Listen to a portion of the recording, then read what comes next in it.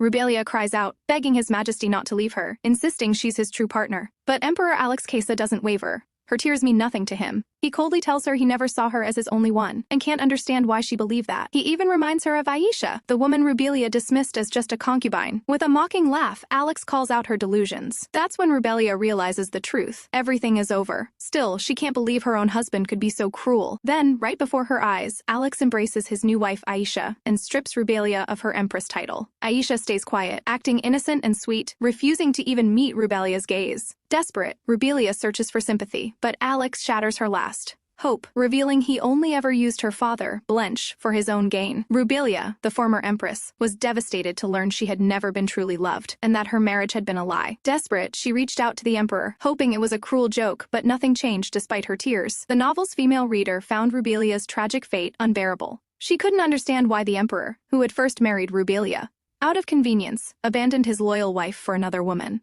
In the end, neglected by even her servants, Rubelia died from illness, while the emperor crowned his new love, once only a concubine, as empress. This made the reader despise the emperor's character for his cruelty. Lost in the story, she didn't realize it was already midnight. Since she had to wake early, she went to bed, only to face a shocking surprise. When she awoke, she found herself in a grand old-fashioned room, surrounded by servants in traditional clothes who bowed to her. Her own appearance and attire had also completely changed. She realized she had entered the body of Rubelia, a minor character from the novel, though she couldn't understand how. Believing it was a dream, she tried to wake herself, pinching, slapping, even enduring cold water, but nothing worked. At last, she accepted it was real and resolved to stay calm. Still, she wondered why such a gentle, obedient empress like Rubelia was never made the heroine of the story. The lady overheard her maids speaking about His Majesty and realized they were referring to her husband, the man who had made Rubelia's life a living hell in the novel. She wanted nothing to do with him, yet she instructed the servants to make her look as beautiful as possible.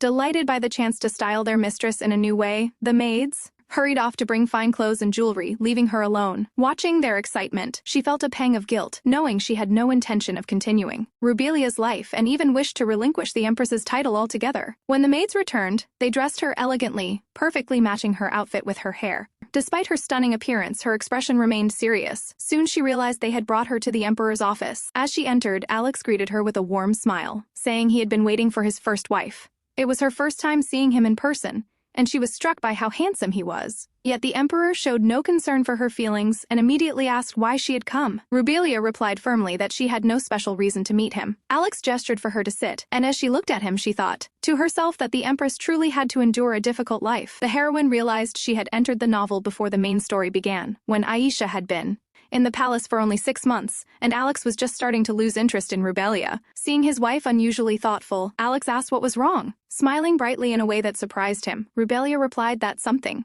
had indeed happened, and then to everyone's shock, calmly asked for a divorce. At first, Alex thought she was joking, since such words were considered outright insolent. But unlike the quiet, obedient Rubelia he knew, this time she was serious. The original Rubelia had endured everything, even allowing Aisha's presence, just to earn a little of Alex's affection. But the present Rubelia had no such intentions. She genuinely wanted to end the marriage. She explained she had been thinking about it for a long time, and believed divorce would be best for both of them. Alex refused, pointing out that she had fulfilled her duties perfectly for 3 years. Still, she insisted she was an unworthy empress and no longer fit to be his wife, watching him closely in the hope that he might understand. Alex, however, could not grasp her reasoning. Instead, he wondered if she was upset that he had not visited her recently. This unexpected assumption left her stunned. To her surprise, he apologized for his absence, explaining he had been tied up with complicated state matters, and promised that from now on he would visit her daily. Rubelia nervously gripped her dress. She remembered original Rubelia's horrific death all too well, which was why she didn't believe a single word of the emperor. With a gentle smile, the female lead said that her husband would surely find someone far better than her to take her place. Rubelia even went so far as to say that she wouldn't mind if Aisha became the empress, but the ruler remained silent, which greatly surprised Rubelia. Suddenly, Alex said that she didn't need to worry about concubines. He explained that he had brought this lady into the palace only to establish communication with other states. The emperor also added that Aisha had only been here for 6 months, and that she did not attract him. Smiling, he told Rubelia that replacing his first wife was not so easy, and so she had no reason to be afraid. Rubelia studied her husband's expression and realized he thought she was jealous of Aisha. But the female lead made it clear that she didn't even consider the concubine her rival. She openly told the emperor that she simply felt she was not suitable for the role of empress, and that was the real reason she wanted a divorce. Once again, with a soft smile, Rubelia asked him to let her go in peace. However, it was obvious from the ruler's face that he didn't like his wife's proposal at all. Suddenly, he asked her, "Do you think your father would allow this? After all, he was the one who arranged our marriage." At that, Rubelia was reminded of Duke Blaine, who barely ever appeared in this story. She was surprised Alex even mentioned him, since the two had little communication. The wealthy duke, who had lost the late emperor's trust, was now trying hard to please the current one. That was why he personally ordered Rubelia's marriage to Alex, to regain favor. Rubelia had no idea what kind of agreement existed between the two men. All she wanted was a peaceful life. So, she said that according to the Empire's laws, divorce could happen with mutual consent of husband and wife. The female lead had already read all the legal articles, so she was confident she was right. But the Emperor objected. In the Empire's history, no emperor had ever taken a divorce. Alex disliked the entire conversation so much that he clenched his teeth in anger. He asked sharply why she wanted this divorce in the first place, clearly stating that he still did not agree. In his eyes, abandoning the position of the first empress was impossible. Rubelia had already prepared herself for this outcome, so her expression didn't change. Then, Alex declared that he was willing to do anything for the female lead except give her the divorce she was so determined to have. Rubelia had already decided to take full advantage of those words. The emperor sensed that something was brewing in his wife's mind, so he warned her not to act ambiguously. The female lead only gave a faint smile, for her plan was already complete in her head. When the conversation ended, Rubelia bowed obediently before the emperor, as though she had surrendered, but in truth, she had no intention of giving up so easily. With her head held high, she left the chamber, knowing she would need to craft an even more detailed strategy if she wanted her divorce. As the female lead walked down the corridor toward her room, she suddenly encountered someone. It was a girl who looked innocent. Black hair, delicate figure, a sweet face. None other than the second empress, or rather the emperor's concubine, Aisha, who had recently entered the palace. The newcomer's expression showed that she, too, hadn't expected to see the first empress here. Rubelia had nothing to say to her, so she turned away, intending to leave. But unexpectedly, the second wife stepped forward with a cheerful greeting, as though they were old friends. Unlike the concubine, the empress was far from pleased with the encounter. She simply wanted to reach her room. Rubelia noticed that Aisha was deliberately pretending to strike up a friendly conversation, when in reality no such warmth existed. In a cold tone, Rubelia asked what she was doing there. Aisha replied that she had come to see His Majesty. This response gave Rubelia a flicker of surprise, though she had already half expected such a result. She did not wish to prolong the conversation, so she moved to leave. But Aisha stopped her. Clearly, she had something to say. With slight annoyance, Rubelia asked what it was. She hadn't expected the concubine to suddenly suggest that the two of them were allies and should share secrets with one another. Aisha smiled sweetly, but behind that smile lurked a sharp, predatory gleam. No matter how innocent she appeared, her next question shifted the entire mood. Is the first empress perhaps looking for a new way to capture His Majesty's attention? Rubelia froze. She had never imagined the woman would throw such a direct accusation at her. In that instant, the female lead realized that the concubine was not nearly as simple as she had thought. According to the plot, Aisha was the type to lace poison within honeyed words. Rubelia smiled faintly to herself, realizing how wrong she had been. This girl was anything but innocent. She was cruel. Aisha noticed Rubelia's smile and grew suspicious, but Rubelia only laughed at the situation, knowing she already had the upper hand. Aisha's face flushed with anger at the thought that Alex was not fully hers, while Rubelia remained calm and confident, determined to live her life on her own terms. She had already decided to embrace the role of a villainess, since the imperial treasury was under her control, and returning to her original world seemed impossible. She planned to use her position to secure freedom and power. That same day, Rubelia ordered her belongings to be moved into Aisha's residence, claiming her own palace was under renovation. Aisha was shocked and unsettled, realizing she could not prevent Rubelia from intruding. In the original story, Rubelia had been abandoned by both the emperor and the servants, leading to her illness and early death, while Aisha enjoyed luxury in her palace. But now, Rubelia chose to disrupt that peace by moving directly into her rival's estate. Though Aisha protested, Rubelia remained unshaken, carefully observing every reaction. This bold move marked the beginning of Rubelia's plan to reshape her life as the true villainess. Rubelia went directly to her rival with a sweet demeanor, pretending friendliness. While Aisha, though filled with dislike, was forced to hide her emotions. She put on a mask of innocence, yet inside she hated the situation. As expected, Aisha soon went to complain to the emperor, which Rubelia had already anticipated. Later, while Rubelia sat calmly drinking tea, Alex stormed in, angered by the news that she had moved in with Aisha. Such a thing had never happened before in history, and he could hardly believe it. Yet Rubelia remained composed, confident that she was acting within the freedom he himself had granted her. Alex quickly realized that his wife was deliberately provoking him, which only fueled his frustration. But Rubelia had already resolved to play the role of a villainess until the very end, no matter the consequences. Even under his angry gaze, she stood her ground, reminding him that her actions were still within his own words and authority. Alex could only stare at her, unable to deny that she was right, and found himself powerless against her cunning determination. Rubelia was fully aware of her strength, and that confidence never left her smile. When Alex finally sighed and told her to do as she pleased, she felt a wave of satisfaction. Yet, she was puzzled as to why he refused to grant her a divorce so easily. Instead, he placed only one condition, that she avoid creating unnecessary noise for her own sake. Rubelia found this strange but brushed it aside, convinced that Aisha would not stay silent for long. Time passed, yet nothing happened. Aisha remained unusually quiet, offering no resistance even as Rubelia transformed the palace, with lavish decorations and filled it with treasures surpassing even what Aisha had. Despite having lived there far longer, the concubine voiced no complaint. Her silence unsettled Rubelia, who often caught glimpses of the pain Aisha tried to hide whenever their paths crossed. Still, the real problem weighed on Rubelia. No matter what she did, she could not find a solid reason to force the emperor into a divorce. Alex refused to let her go, and the freedom she longed for remained just out of reach. Rubelia knew that in the original story her role had been nothing more than that of a side character, and she had no intention of staying that way. Since living quietly no longer suited her, she decided to embrace the role of the true villain and enjoy it to the fullest. Determined, she ordered new clothes to be brought for her, resolved to live openly as a queen in luxury rather than as the pitiful figure she had once been in the novel. Soon, while the first empress appeared in a plain robe to greet the guests, Rubelia was seated on a silk chair, calmly waiting for the designers to present their creations. Servants whispered about how she had discarded all her old clothes, some even confessing they had received them as hand-me-downs. The first designer presented a catalog where every outfit matched the shade of Rubelia's hair.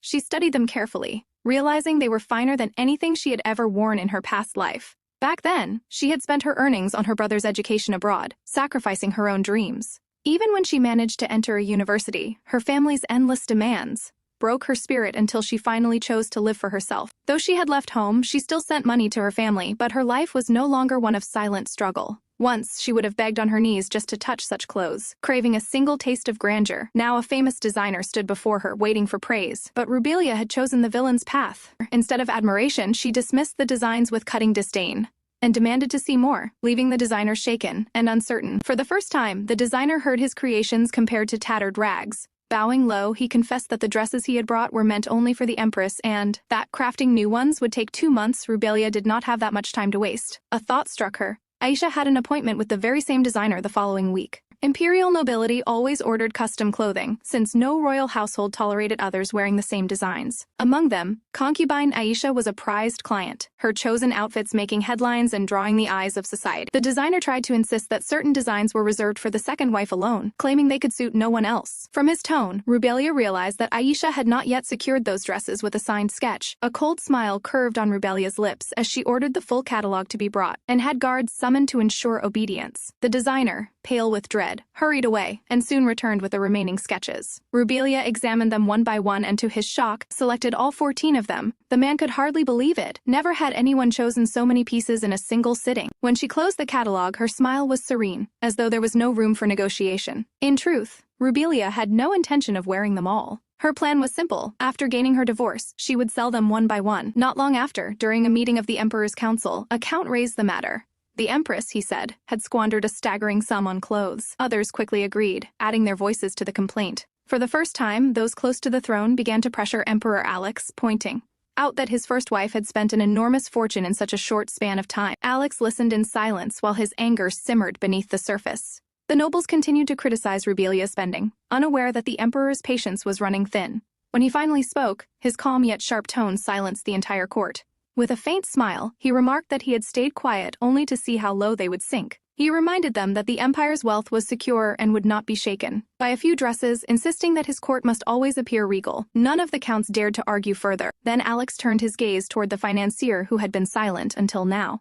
Fixing him with a piercing look, he asked if he truly doubted the emperor's choices. Terrified, the man stammered out excuses, but Alex cut him off, declaring that placing him in that position had been a mistake. The noble stood frozen, stunned by the sudden judgment and fearful of what might come next. In the end, the ruler dismissed the financier and placed him under house arrest for 3 months. Even as the guards escorted him out, the man desperately begged Alex to reconsider, but his pleas were ignored.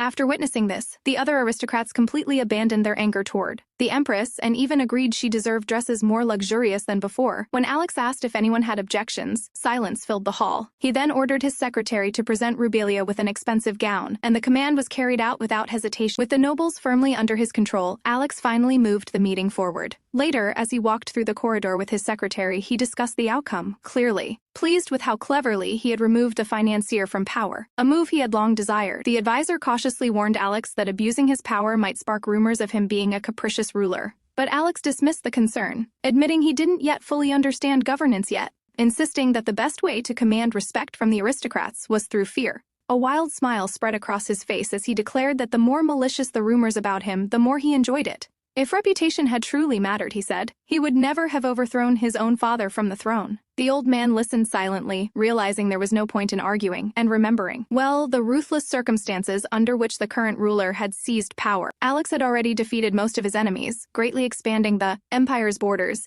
yet many young aristocrats still stood against him. His secretary knew the emperor had so far outmaneuvered them with ease, but he could only wonder how the empress would react upon receiving another dress from her husband. Soon, a beautifully wrapped box was delivered to Rubelia, catching her completely off guard. Curiosity got the better of her, and she opened it immediately, only to find a gown encrusted with precious stones, stitched entirely with golden thread. The lavish design left her stunned. She had never imagined touching something so extravagant in her lifetime. When she asked the servants where it had come from, they explained it was a personal gift ordered directly by His Majesty. One attendant even mentioned how quickly the outfit had been commissioned at the emperor's command. Rubelia was further shocked to learn that the gown was worth as much as an entire castle. She realized she could never truly wear it, fearing even the slightest touch of sweat might ruin it. What puzzled her most, however, was the reason behind the gift. Then a servant remembered the letter that had arrived with it. In it, Alex wrote that he sincerely hoped to see his wife wearing the gown the next time they met. But what followed in the letter left Rubelia even more confused, unable to make sense of his intentions. The female lead's biggest concern was trying to figure out what the emperor truly planned, since in the original story he never cared for her. Her thoughts were interrupted when a maid remarked how beautiful the dress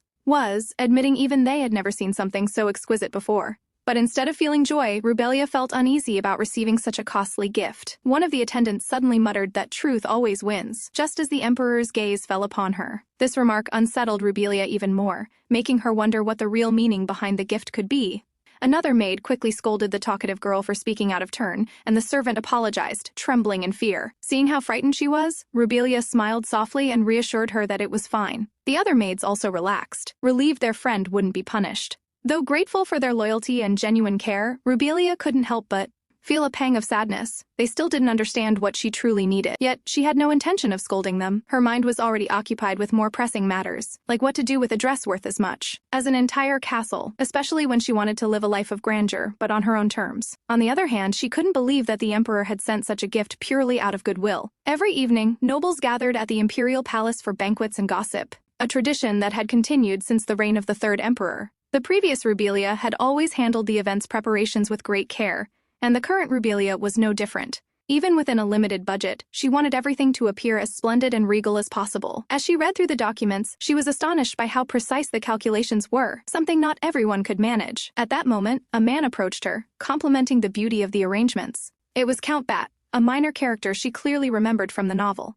She wondered why such a trivial figure was even here. She recalled that he had once served as Aisha's assistant and at one point had even seized the throne from the former Rubelia. To her, he was nothing more than a fool. Without hesitation, she stood up and went straight to him. When Bat saw her face, he was stunned. She was smiling. But Rubelia quickly cut him off, saying his false compliments meant nothing to her. The Count was confused, insisting he was sincerely praising her efforts. Rubelia retorted that it was strange, since he had never once thanked her in the past 3 years. Unable to respond, the Count grew nervous and fell silent. Rubelia said nothing more. She simply turned away with dignity, leaving him behind. She no longer cared what this man thought or said, because the real Rubelia of the past was already gone, and she had no reason to bother with him anymore. Remembering the old empress brought Rubelia a fleeting sadness, but she quickly pushed the feeling aside. This was not the time for emotions. For the first empress, the most important thing now was to finish the evening peacefully. She glanced around the hall, and her eyes landed on her husband.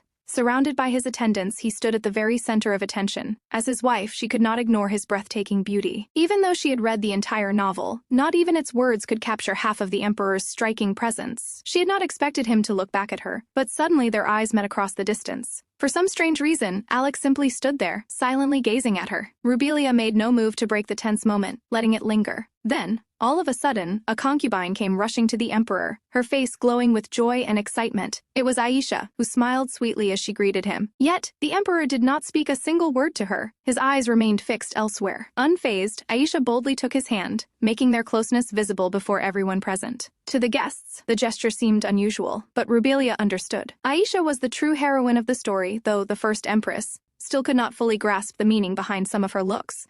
So Rubelia stayed quietly at the side, observing. Aisha clung to the emperor and expressed how much she had longed for this dinner, delighted to share the same table with everyone. The emperor seemed surprised, pointing out that such dinners were held every week.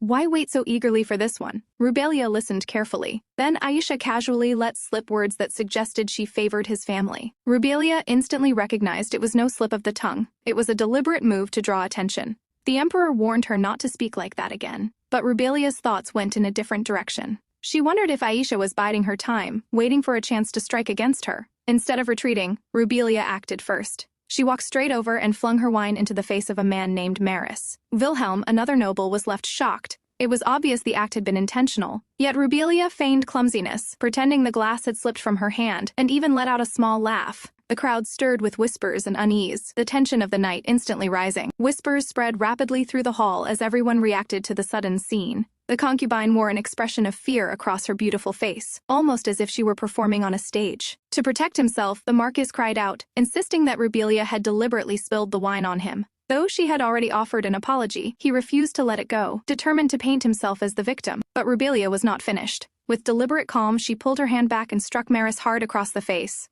The sharp slap echoed, his head snapping violently to the side. A strange satisfaction lit her expression, for at last she was embracing the role of the villainess. This was not an impulsive act. Only a few nights ago she had overheard her maids whispering in secret. Their frightened voices revealed the truth, that Maris, the married Marquis, Wilhelm, had been pursuing them shamelessly, even sending them letters. One maid's hands had trembled as she admitted it, too afraid of the consequences. Rubelia had been shocked to learn that such vile behavior came from a man of noble rank. Rumors even suggested he had once nearly sold his own wife. The maids believed his wife endured his actions in silence, a woman of strength and patience. But Rubelia knew that those young girls would never be able to stand against such a predatory man. What angered her most was the age difference. Wilhelm was nearly 30 years older than the girls he hounded. How could such an old man dare approach them with such audacity? That overheard conversation had burned into her heart like fire, and tonight, she had found her chance. This punishment was not only for the frightened maids, but also for the Rubelia who had come before her, the woman whose life had been scarred by cruelty. Blow after blow, she struck him before the watching nobles, unafraid of their shock or disbelief. Even Aisha, usually so quick to oppose, fell into silence at this fierce display. Rubelia's revenge was brutal but deserved.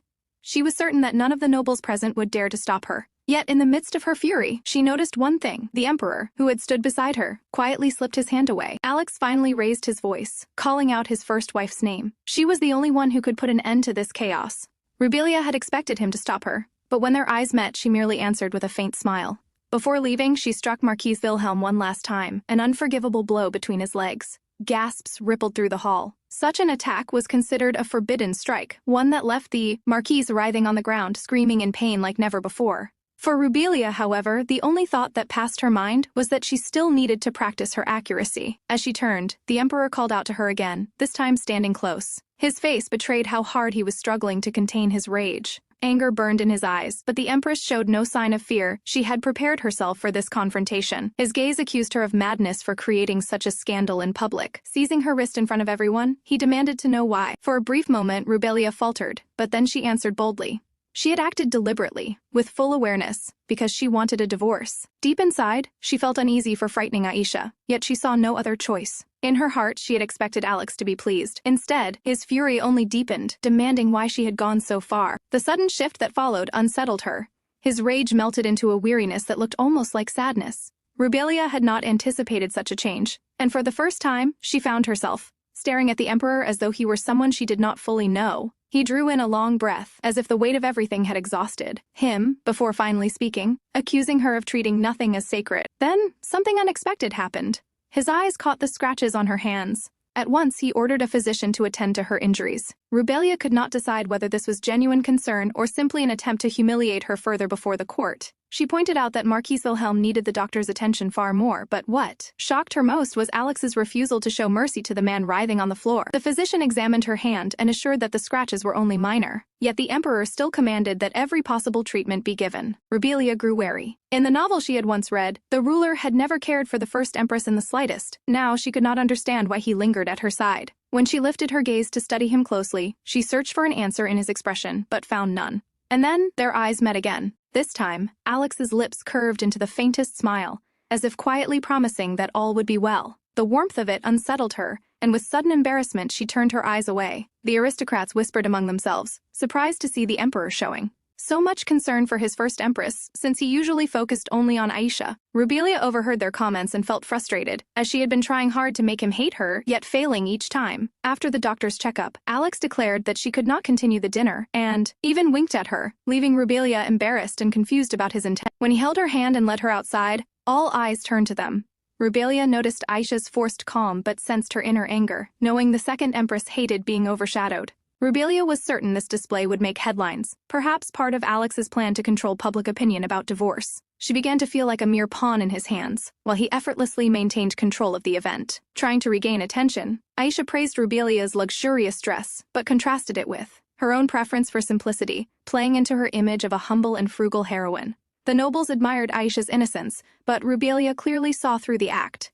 Still, she chose not to react. Just then, Alex interrupted Aisha and diverted the focus back to Rubelia, even pointing out that she hadn't tried on the expensive dress he gifted her. This left Rubelia shocked and uneasy, especially as everyone seemed to accept his words as genuine. Rubelia grew angry, realizing that her husband's words were nothing more than a show to keep public opinion in his favor. To break the mood deliberately, she remarked that such a simple dress was completely unfit for her. With a playful smile, she went further and boldly demanded an entire castle, no, an entire city, from him instead. The aristocrats were thrown into shock, whispering in disbelief at her audacity. Rubelia herself felt amused, since if she had been in his position, she would have dismissed such a demand as absurd. Yet, when she looked at Alex, instead of anger, she found a strangely satisfied smile on his face. He even leaned in, asked again whether she truly wanted a city, and then softly added that even an entire city would still fall short for someone like her. To everyone's surprise, Alex openly declared that not even the whole empire could compare to the Empress. In his courtly tone, he asked her before all present, wasn't she the very foundation of his state, his one and only wife? Rubelia, unable to react normally, felt deeply unsettled. She wanted a divorce, not to squander the imperial treasury that her husband seemed more than willing to shower on her. For a moment, she even worried he might actually hand her a dress worth the value of an entire city. Just then, Aisha cut into their exchange, saying there was no need to give Rubelia something so extravagant. Rubelia, however, hadn't expected the concubine to continue playing the role of the meek, innocent woman. Aisha quickly added that a person's worth is never defined by their clothes. For her, if the emperor stayed by her side, even a simple dress would be more than enough. Hearing such sweet and modest words, many nobles eagerly voiced their agreement, praising her humility. But Rubelia couldn't believe what she was hearing. How could Aisha say something so strange? Then, breaking his silence, His Majesty suddenly turned to the concubine and asked what exactly she meant by that. Alex's tone was sharp. He grew angry at Aisha for implying she had nothing, when in fact he had already granted her a generous budget. Aisha had never expected that her attempt to appear modest would earn her a rebuke. She faltered, not knowing what to say. The emperor, however, made himself perfectly clear by pretending to be poor. She was actually insulting those who truly lived in poverty. Rubelia listened carefully, astonished. In the novel, the emperor had never once scolded the other empress. This was the first time. Aisha's hands tightened around her dress, her teeth clenched as she whispered stiffly that she understood his words, and there was no need to repeat them. It meant nothing to Rubelia. She was certain that Aisha would soon return to her act of sweetness. What unsettled Rubelia most was her own uncertainty. Had Alex ever spoken lines like these in the original story? No matter how hard she tried to recall, she couldn't remember. The nobles around them were still visibly shaken, their expressions showing disbelief. After the dinner party, Rubelia stayed at Aisha's palace for a few days, and surprisingly, no one seemed troubled by her presence. A few days later, however, she received a letter from Duchess Sillin, inviting her for tea. Rubelia hesitated. This noblewoman had never appeared in the novel, not even once. Why was she reaching out now? The female lead remembered carefully reviewing all the original documents as Rubelia, and Sillin's name had never been mentioned. Alex suspected the Duchess might be a friend of Rubelia's, which would explain why a minor character could have been overlooked in the story. If that were true, ignoring such an invitation could raise suspicion. Moreover, Rubelia was determined not to stray too far from the original Rubelia's. behavior. If she acted too differently, people might think she had lost her mind. And in such a cruel world, that could mean being dragged to the stake. Her true goal was divorce, not death. In the end, the protagonist realized that whether or not Sillin was truly her friend, it was crucial to find out why she had sent the invitation. Besides, Rubelia needed information. Staying confined within four walls would gain her nothing. Stepping outside might reveal the answers she sought. The female lead had already read many books about this world and often spoke with her maid, but she knew the best way to gather information was through tea gatherings. So, despite her hesitation, Rubelia decided to accept the unusual invitation. Arrived at the event wearing a striking red outfit, greeting everyone with a gentle smile. It was her first time meeting people outside the palace, so she carried herself with seriousness. At once, she noticed that among the guests, Lady Salmona seemed to hold the most influence due to her title. Rubelia set herself a task to learn as much as possible about the Duchess. She quietly took her seat at the table. Soon, the Duchess's eyes fell on Rubelia's elegant and glamorous dress. With a sweet smile, she casually commented on it while looking directly at the guests. Rubelia instantly understood. They were not friends. In noble society, openly judging someone's wealth or beauty was considered improper. People usually avoided such topics, yet Salmona mentioned it so easily without even losing her smile. The female lead realized that the Duchess's words were not true praise, but jealousy disguised as flattery. Still, Rubelia was used to ignoring such petty jabs, especially since their table was set apart from the others and no one else had overheard. What puzzled her more was why people still failed to respect her, even though she had held the title of Empress for quite some time. From the Duchess's behavior, it was clear she wasn't the only one who thought Rubelia didn't belong in aristocratic society. This time, however, the protagonist decided she would not remain silent. She suddenly spoke up, declaring that her dress had been purchased from Winston Mystic, the most popular designer of all. The Emperor's first wife went on to remark that the designer had given her so many outfit options that choosing just one had been difficult. In a lighthearted tone, she even complained about her hard life, hinting that maintaining such a glamorous image wasn't easy. Salmona never expected the Empress to embarrass her so openly, subtly, pointing out that the Duchess had nowhere near that many choices. To save face, the woman quickly excused herself, claiming she needed to oversee the event, and walked away. The protagonist felt secretly delighted as she watched the Duchess retreat. Rubelia knew that if Salmona had stayed, she would have kept trying to drag her down, so her exit was a small victory. Still, the empty chair beside her left the female lead wondering who might sit there next. Her question was soon answered when a concubine descended the staircase, apologizing sweetly and cheerfully for arriving late. The noble ladies welcomed her warmly, assuring her it was fine and asking her to join them. At first, Rubelia barely paid attention to this new arrival, not realizing that Aisha had orchestrated the timing of her entrance. But when the young woman walked straight to her table and greeted her with a bright hello, Rubelia finally looked up. Analyzing the situation, the protagonist quickly understood what was happening. According to etiquette, when someone of higher status was seated at a table, the others remained seated as a sign of courtesy. But when Aisha entered the hall, everyone at Rubelia's table rose to their feet.